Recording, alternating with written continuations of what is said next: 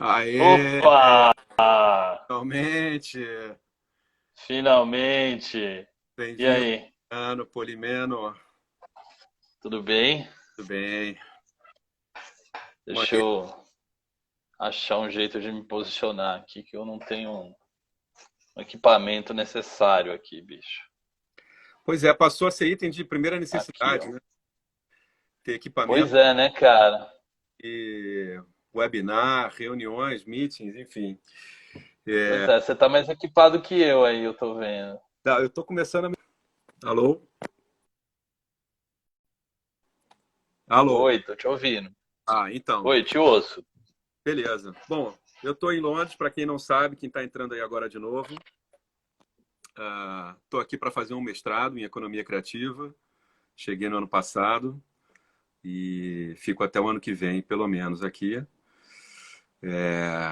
Enfim, aconteceu tudo isso que a gente já sabe dessa pandemia e foi um grande abalo no mundo inteiro. Eu vim para cá para estudar e para pesquisar oportunidades também, né? Porque isso aqui é a terra da indústria da música e é super importante para eles aqui no Reino Unido. E tenho acompanhado as notícias aqui também, enfim, as coisas estão complicadas para todo mundo em todos os países. Bom, vou brevemente apresentar aqui o Juliano Polimeno, que é sócio fundador e CEO da PlayX, que é uma empresa de tecnologia para o desenvolvimento de audiências musicais e que tem clientes como TV Globo, YouTube, Universal Music, Warner e muitas outras empresas, Time for Fun também, enfim. Juliana, eu acho que você podia começar falando um pouquinho mais da PlayX, como ela surgiu naquele momento, como é que foi a trajetória até agora e perspectivas a partir desse momento. Legal, Léo. Bom, a empresa já. A gente ainda é uma criança, mas uma criança já mais velha, principalmente quando se trata da duração, né, o tempo de vida, a expectativa de vida de empresas, principalmente no Brasil. Então, hoje a empresa está com 6 anos, então a gente passou a barreira dos 5 anos, né, que é a expectativa. Muitas empresas morrem, né, no quinto ano, então a gente conseguiu se manter aqui nesse período. A gente passou por várias mudanças, várias alterações no negócio, no que a gente se propôs a fazer. No começo, a ideia sempre foi ter um sistema mesmo de análise de dados para o mercado da música, mas com finalidades diferentes. A primeira finalidade foi para fazer uma gestão de direitos autorais. Então a gente criou um sistema de monitoramento de rádio, depois a gente começou a acompanhar YouTube, Spotify, todas essas coisas. A gente chegou a ter contratos com alguns desses serviços para a gente operar os direitos autorais, vamos dizer assim, né? Mas depois a gente acabou desistindo desse viés. Assim. Eu até hoje eu nem digo mais desistindo, a gente deixou ele congelado durante um tempo, assim, para ver como as coisas evoluíram, né? Evoluíam. Porque é um mercado complicado, né? Bastante. E isso, imagina isso, já é. Estou falando assim de direitos autorais naquela época mais direitos de execução pública, né? Então, direito de rádio, o ECAD, as associações, esse Uhum. tipo de coisa, que são empresas que, do ponto de vista de tecnologia, hoje está muito melhor, mas quando a gente começou a história era um desafio bem grande, assim, a gente conseguir fazer integrações com eles, então acabou sendo um empecilho técnico ali muito difícil para a gente ultrapassar. A gente resolveu esperar para ver como a coisa evoluía, assim, né? E agora tá melhor, então a gente está até, quem sabe no futuro próximo a gente volte a fazer alguma coisa. Mas a gente acabou direcionando todos os nossos esforços para mesmo uma plataforma de análise de dados para o mercado de música. Nosso desejo sempre foi oferecer um serviço, uma plataforma para o artista direto, né? Então a gente começou lá atrás, a gente nem tinha uma plataforma para esses clientes que você comentou agora, para, né, que é aquela história para dar uma moral, você bota os nomes grandes, né? Credibilidade.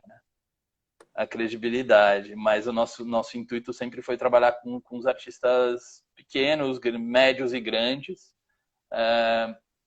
Mas, ao mesmo tempo, a gente acabou nesse percurso percebendo que, assim, dentro de todas as coisas que um artista tem que fazer sozinho, principalmente um artista pequeno, ele ainda ter que analisar dados e criar, né, obter insights e montar estratégias a partir disso. A gente começou a perceber que a plataforma funcionava melhor para artistas que já tinham uma pequena estrutura ou alguma estrutura, alguém que os auxiliasse, né? E aí, a partir disso, a gente acabou também indo para outros lugares, indo para as gravadoras, indo para esses veículos de comunicação, para Globo, Globosat, a gente tem algumas rádios que são também nossos clientes. E no último ano, assim, a gente tá bastante focado no mercado de shows. Então a gente está agora, a Time for Fun é nosso cliente, a gente tem alguns outros, a Opus também lá do Sul é nosso cliente. E agora a gente está também querendo evoluir a plataforma para auxiliar mais artistas, promotores, enfim, na área de promoção mesmo de música, né? Então eu costumo dizer que a gente passou de uma fase que era a instalação dos tubos e da infraestrutura para capturar todos esses dados, para uma fase em que a gente já começou a conseguir extrair insights desse universo gigantesco de dados que a gente acumulou. E agora a gente está indo mesmo para uma etapa de tornar isso mais acionável, sabe? Como que eu consigo fazer isso com um clique de um botão, esses dados que a gente captura se tornem algo palpável para o artista, sabe? Então tem coisas muito simples, assim, que a gente vai do ponto de vista de rádio, que a gente diz eventualmente você perceber que você está caindo o seu número de execuções numa rádio e você pode mandar um e-mail para essa emissora, ou você pode mobilizar a sua base de fãs pedindo para tocar, ou quando você vê que você está perdendo stream no Spotify, a mesma coisa, você consegue acionar, então ter alertas mais e notificações mais em tempo real, assim, para fazer essas coisas, né? Quando a gente tem feito experimentos, fizemos até um com você. Pois foi um experimento incrível, na verdade, né? Porque, enfim, depois a gente pode falar um pouquinho dessa questão da diferença, né? De quem trabalha com música ao vivo hoje e qual o impacto, né, do coronavírus para esse mercado. Sim. E para o mundo digital, que na verdade, tudo bem que alguns números indicaram aí semana passada, né? Alguma queda mínima de consumo, talvez, mas é algo que tende a crescer, na verdade, né? Você podia comentar isso um pouco. Eu posso até te falar, eu ia te mandar, acabei esquecendo, a gente fez um pequeno relatório sobre o impacto do coronavírus no mercado de streaming de música. E a gente não viu coisas muito boas, não. Principalmente no Spotify, vai. No Spotify a gente viu, eu estou com o relatório aberto aqui, a gente viu uma queda global de 6% logo depois da declaração da pandemia pela OMS. Uhum. E no Brasil a gente viu uma queda de 16%. Então o impacto foi relativamente grande. A gente tem algumas teses para explicar isso, obviamente as pessoas ficando em casa. Música passou a ser um entretenimento de trânsito, né? Ou em trânsito, ou para o trânsito, né? Então as pessoas aparentemente, principalmente o Spotify, o YouTube a gente não viu uma queda, o YouTube permanece com o mesmo consumo. Mas a gente percebeu uma queda no Spotify, porque provavelmente as pessoas ouviam ou quando estavam no deslocamento, ou quando estavam no escritório, e vi alguém dizendo que aquilo, quando você está em casa, o apelo do entretenimento visual é maior do que o apelo do entretenimento auditivo, né? Sim. Pois é. O ECAD também anunciou, né, uma perspectiva de queda de 140 milhões na arrecadação. Isso por conta do show, né? O impacto do show foi aquilo, você sabe, catastrófico, né? Tá todo mundo parado, na verdade, no mercado. Tá todo mundo parado. O prejuízo é total e a perspectiva de demorar a voltar a um comportamento, né, anterior. Ou a falta de perspectiva, né? Esse aqui está sendo o grande problema, né? Apesar dos chutes, Ah, agosto vai começar a melhorar, talvez final de julho, setembro. Alguns falando só no ano que vem, mas, cara, ninguém sabe. Ninguém É sabe. impossível nesse momento. Pois é. Mas, assim, voltando à PlayX um pouquinho, assim, quando eu conheci vocês, acho que faz uns 3 anos, mais ou menos, né? Uhum, Eu fiquei muito impressionado, né? Você participou lá do Música e Negócios com a gente uhum, e a turma toda também, né? Ficou louca quando viu o que que a PlayX conseguia fazer, na verdade, né?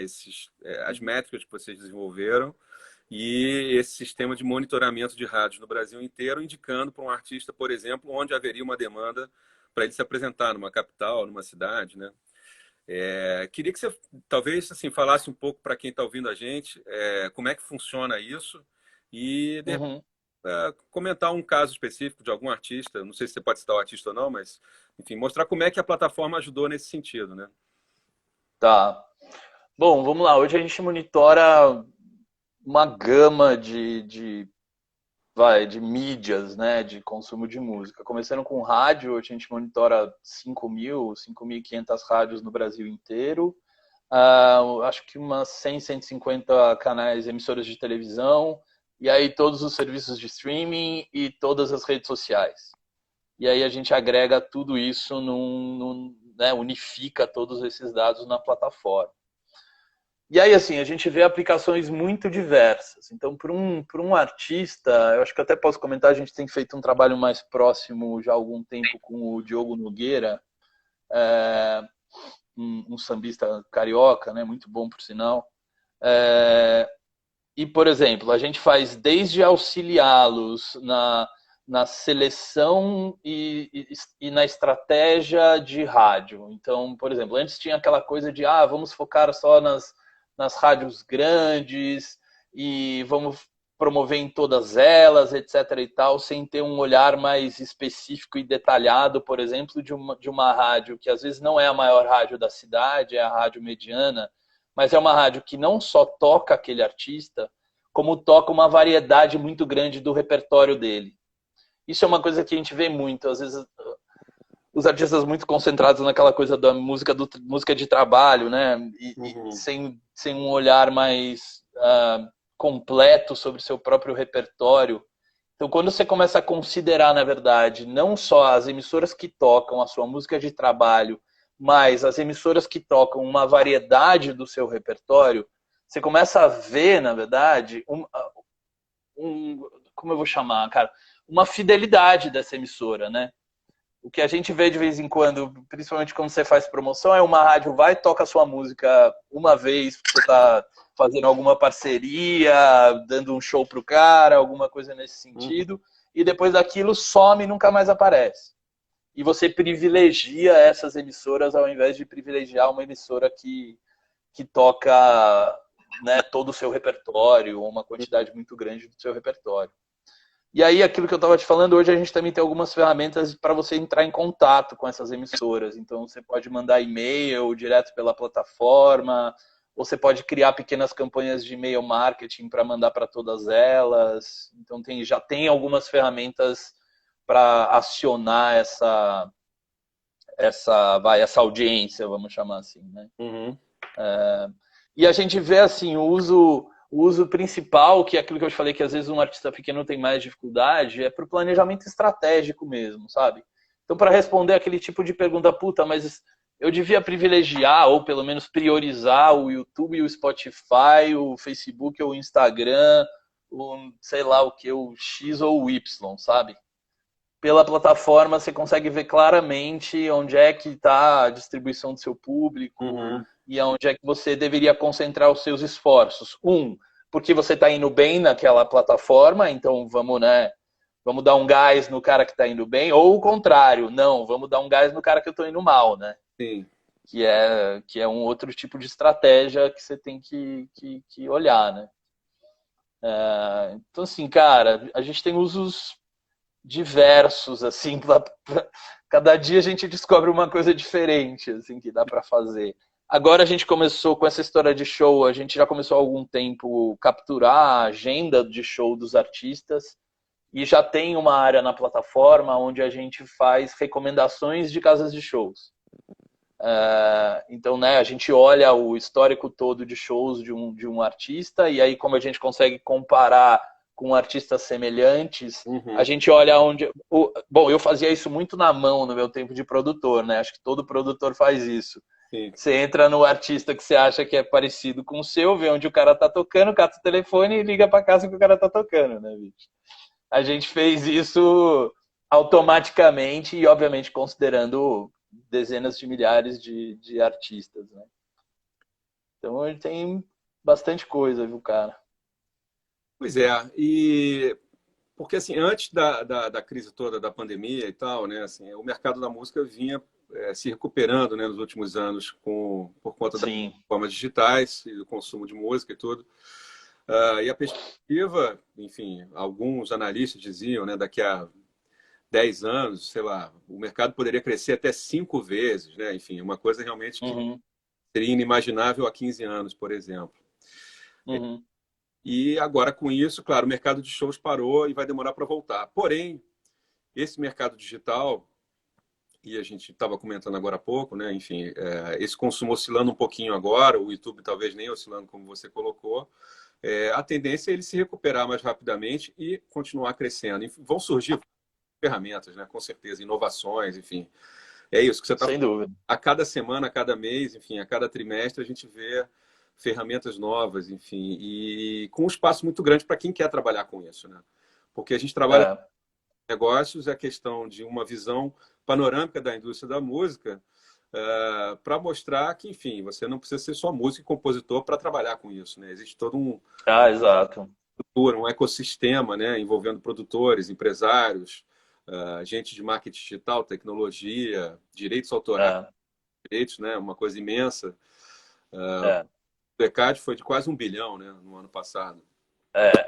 Já uns 2, 3 anos que eles bateram a marca de 1 bilhão. Pois é. Então, existem muitas oportunidades no mercado da música, né? Isso que a gente queria colocar, na verdade. É.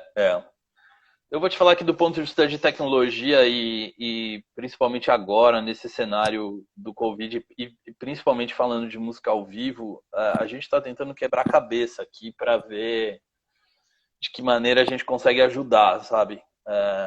Porque, né, você tem hoje o básico, que é isso que a gente está falando, todo mundo falando de live, o Zoom não dando conta de tudo, etc e tal, mas ao mesmo tempo é muito difícil de monetizar.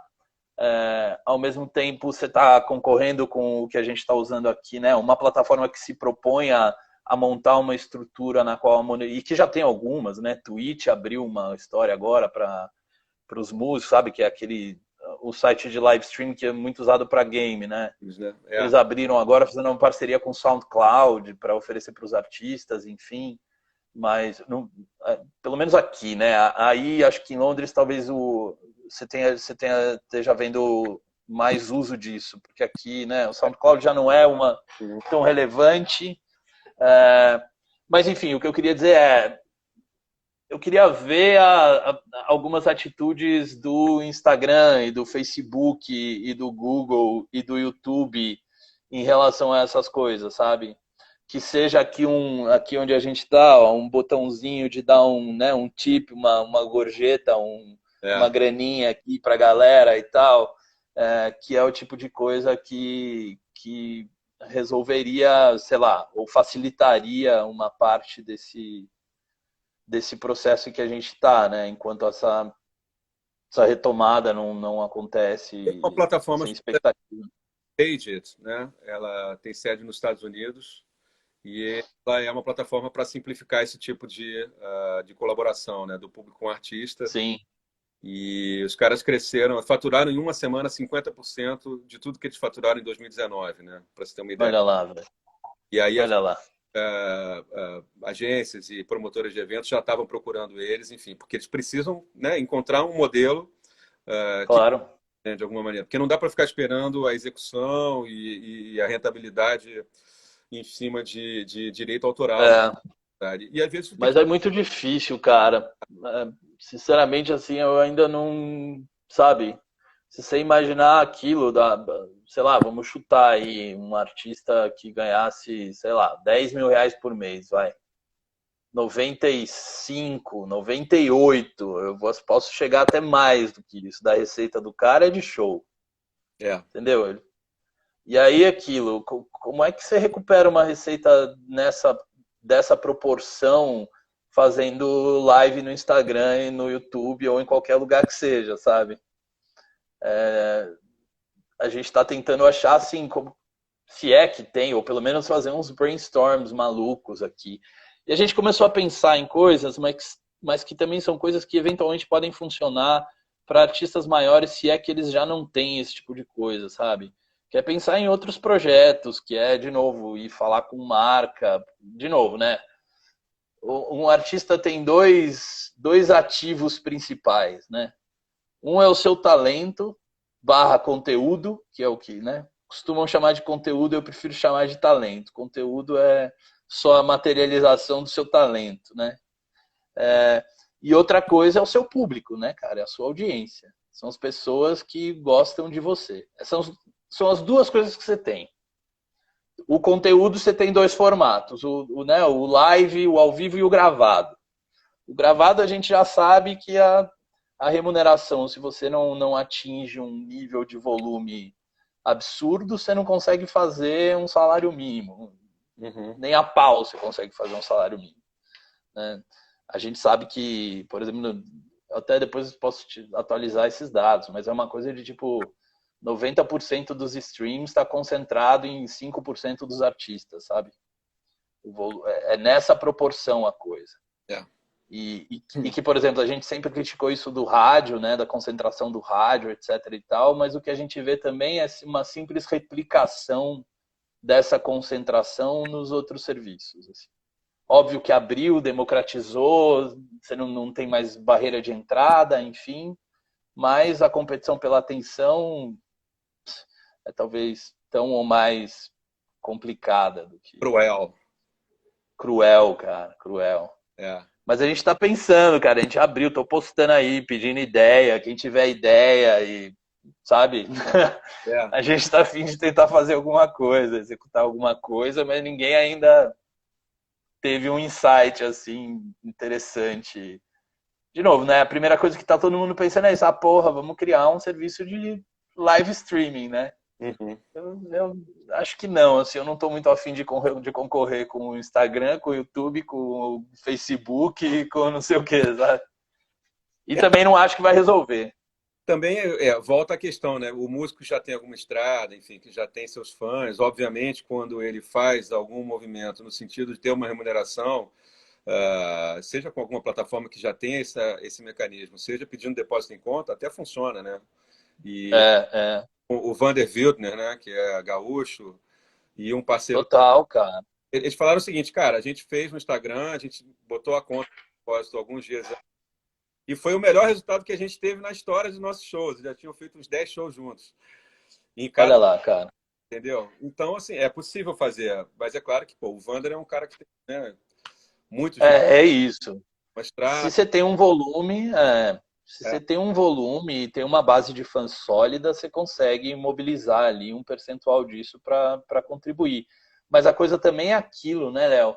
Quantas vezes o cara... Porque tem que... O negócio da recorrência, sabe, bicho? É claro. Mesmo o Vander, sei lá, vamos supor que o cara tem 10 mil fãs, bota uma taxa de conversão aí de, sei lá, vou ser bonzinho, 10%, entendeu? 1.000 pessoas vão contribuir com o cara uma vez. Na segunda... 500, na terceira 200, na quarta, e aí quantos meses passou dessa história toda, entendeu? Não é um modelo sustentável, né? Não é nada sustentável, então o que a gente faz, sacou? E ao mesmo tempo aquilo, produz conteúdo, sabe? Fica gravando, né? Se tranca em casa, se você tiver a sorte de ter um estúdio em casa, e tudo bem que isso agora tá fácil, e produz pra caralho, e aí você vai botar no Spotify para ganhar os centavinhos. Então, não. Então, vamos achar outra solução. Sei lá, vamos para o Bandcamp, vamos montar um serviço aí onde, entendeu? Tem vários já também. Se assina, aquele negócio de fazer assinatura para acompanhar uma produção durante um período, sabe? Isso inclua lives. Eu acho que tem que começar a pensar nos pacotes de coisas, sabe? Faz aí, assina aqui esse meu pacote por 3, 4 meses e eu vou te entregar tudo isso aqui, ó. Vai ter X lives, X músicas novas que eu vou te mandar, vou mandar um vídeo mandando um beijo para você, para sua avó, para sua tia, entendeu? É, quando acabar o isolamento social, né? Rola. Quando acabar, você tem, entendeu? 5 ingressos de show, sei lá, cara. É, Tem que, tem essa parte que está acontecendo um pouco também, né? De você antecipar o que seria antecipar a receita. exato, né? Os grandes e as etiqueteiras todas eu vi ontem. A Alemanha acabou de negociar também para transformar, ao invés de fazer devolução, transformar em voucher, né? O que obviamente beneficia os grandes, né, cara? Aquilo, os pequenos também, mas aquilo, uma casa pequena hoje que já se ferrou e tipo, ela vai compartilhar essa pequena receita que ela tem para se manter com um artista também pequeno. E no fim, se ele dividir isso no meio, não vai resolver o problema de nenhum dos dois, sabe assim? É. Não, É assim, caótico, cara. tá ótimo. É uma Você conta, sabe isso melhor do que eu, que você já teve casa ainda, então. uma casa pequena, média, tem um custo mínimo básico, total de R$ 30.000, mínimo, né? Entre enfim, contas básicas de. Para abrir a porta, né, cara? Então, se você fica 3 meses fechado, são 90.000 de dívida, por baixo. Claro que é mais que isso, né? Então, como recuperar, né? Então é isso. Então você diria, eu estava até pensando nisso hoje, assim, que a consequência dessa pandemia para o mercado da música, talvez falando mais da questão de música ao vivo e de artistas também, assim, é que os grandes vão permanecer grandes e os pequenos sofrerão muito, e alguns até desaparecerão, terão que seguir outro caminho. E qual é a solução para os pequenos? Quer dizer, algum tipo de atitude colaborativa poderia solucionar isso? Puta, eu vou te falar que você me pegou, mas eu concordo com o seu diagnóstico. Eu acho que os grandes vão conseguir se manter, porque ainda tem essas fontes de receita recorrentes, seja com o streaming, seja com o direito autoral de execução pública, enfim, que mesmo com uma redução o cara consegue, né, segurar as pontas. O pequeno, que era aquilo, 100% da sua receita era show, sinceramente, cara, assim, o cara vai ter que se virar. Aquilo também, né? Muitos artistas pequenos, aquilo também. Já faziam outros trabalhos, outros projetos, não era, nunca foi viável e possível viver só de música.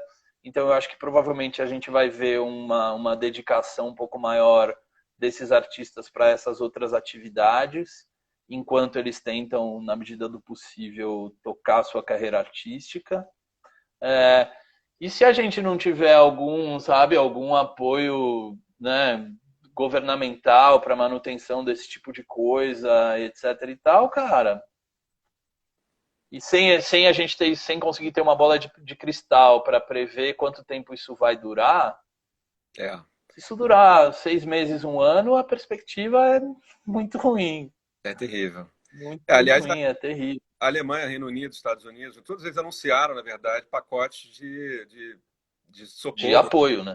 para casos É, de pequeno e médio porte, enfim. E há um sistema de é, crédito também nesses países que é muito diferente, né, com taxas de juros próximas de zero. mas aqui você sabe, né? E no Brasil tudo É, isso é bem mais complicado. e é só uma gripezinha, né, cara? É, também tem isso. Então, olha só, quem quiser fazer pergunta aqui, acho que dá para fazer, né? Pessoal, galera que está aí acompanhando, bota no comentário aí que a gente pode tentar responder aqui. E também não sei quanto tempo falta, acho que faltam mais uns 10 minutinhos, né? Foram nossas dificuldades técnicas aqui, né? Para a gente encerrar. É, Mas assim, você está em São Paulo, né? Que já era um mercado um pouco melhor do que outras praças no Brasil, assim. Uhum, E também lançaram alguns editais interessantes, enfim. A gente sabe que isso tudo é muito. O alcance disso é limitado, né? Evidentemente, para sim. contemplar toda a classe artística e tudo. Mas, assim, foram iniciativas pelo menos que partiram de uma boa intenção, né? É. De apoiar manifestações artísticas nesse momento, assim. Mas eu não sei se tem. Ó, eu queria ver, sabe Hum, o que eu queria ver? Eu queria ver o YouTube, que talvez seja o maior, ou o ah, Spotify, ou qualquer um desses caras assim, abrir mão do seu lucro durante um período e aumentar as taxas de royalty para os artistas, sabe? Que aquilo também já são, né, já são altas, ao mesmo tempo eu falo isso, mas é aquilo, né? Os caras pagam 70% da sua receita lá para os artistas, né? Mas, cara, algum tipo de ação desses caras que são monstros, sabe? E que fazem muita grana com conteúdo de artistas e tal. Era uma coisa que eu gostaria de ver também ao lado de um apoio do governo, sabe? Algum tipo de apoio do governo, assim. Eu acho que se a gente tivesse, sabe, ações de ambos os lados, assim, a coisa podia, o impacto podia pelo menos ser um pouco menor, assim. parece que o Spotify nos Estados Unidos anunciou, né? Um Eu aumento, não vi, anunciou? é, mas só naquele mercado. Não chegou no Brasil Ela. essa história. É, E outras pessoas sugerem também uma discussão até junto ao próprio ECAD, né? Enfim, e aos grandes artistas que mais recebem, enfim, será que nesse momento não daria para fazer, criar um uma outro inversão, né?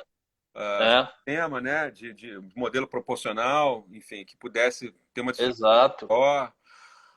exato. São discussões, né? É isso mesmo, assim.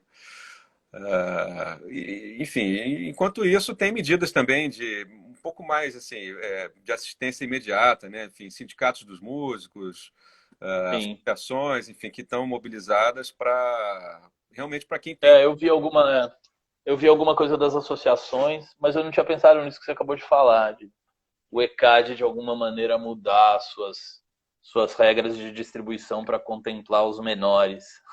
É, Ia exato. ser interessante. Essas são coisas, né? Acho que é aquilo, talvez a coisa boa disso é que a gente passe a ver algumas alterações em regras seculares que eventualmente vão ser implementadas e vão mostrar para a gente que um outro jeito de pensar e de olhar a coisa é possível, né? Tomara, né? Algumas Tomara. pareciam, né, imutáveis, assim, coisas que realmente poderiam ser discutidas, né? Eu lembrei também agora que a Live Nation criou um fundo, né, chamado Crew Nation, né?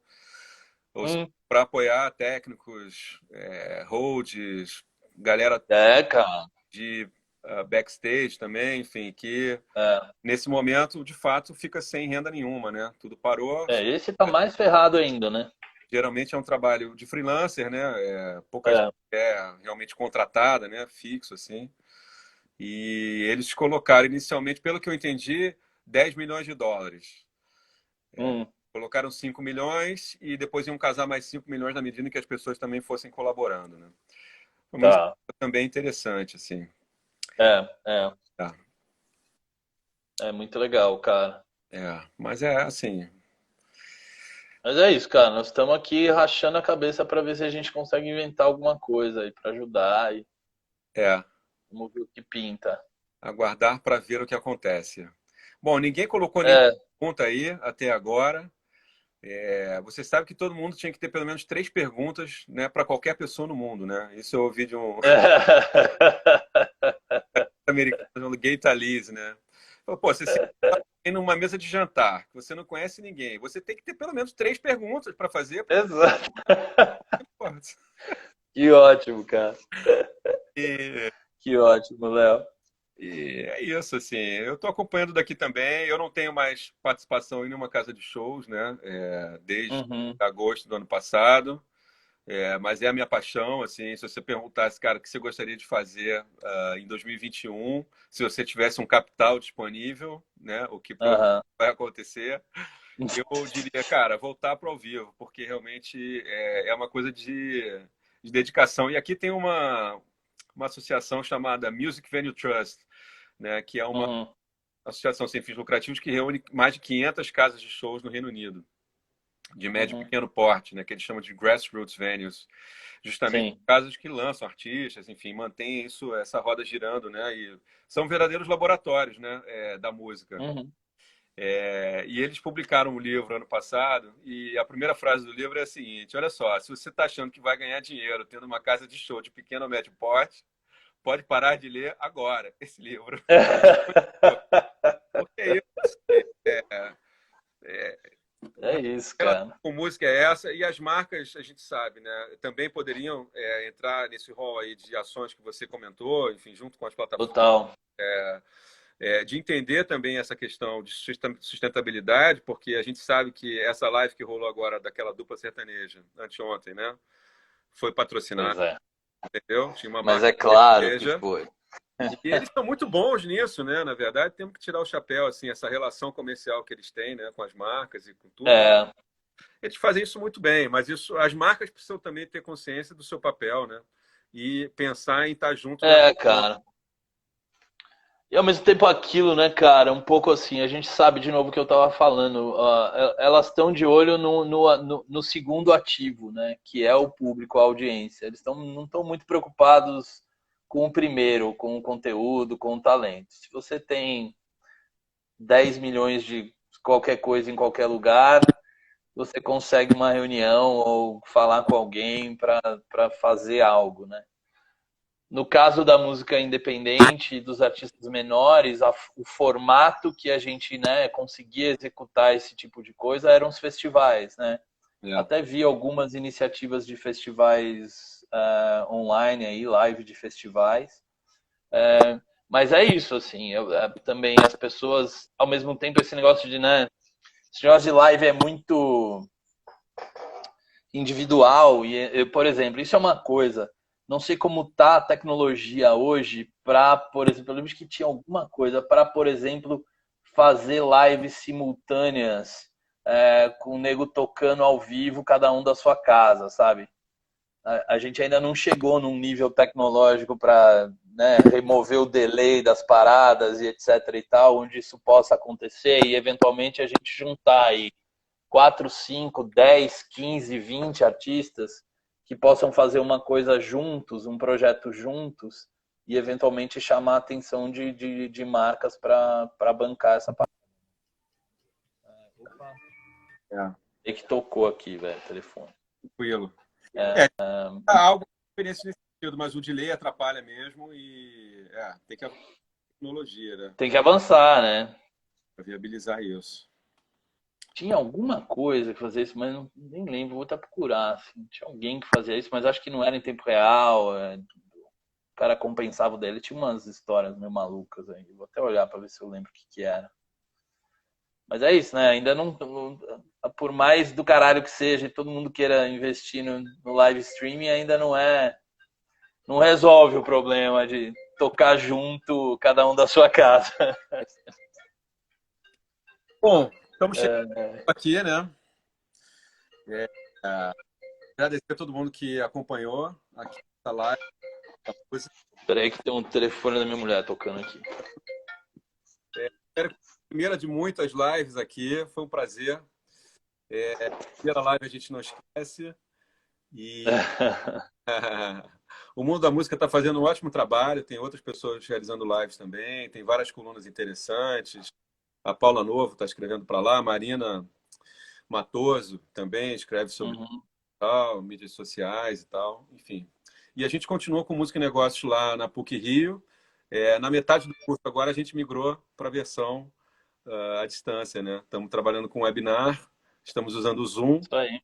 E tem sido legal, claro que a experiência é um pouco diferente, mas a galera está acompanhando e tem sido bom também. Então, legal, Léo. Ano, CEO, fundador da PlayX, playX.com. Léo, valeu pelo convite. Né? E no Instagram, Jupolimeno. Jupolimeno. PlayX, Instagram e PlayX. Instagram, PlayX. Instagram, @PlayX. Então é isso. Isso. Prazer, Juliano. Muito bom. Léo, obrigado. Sempre bom falar contigo. Valeu. Até a próxima. Tamo junto. Valeu. Tchau, galera. Obrigado. Até mais. Um abração.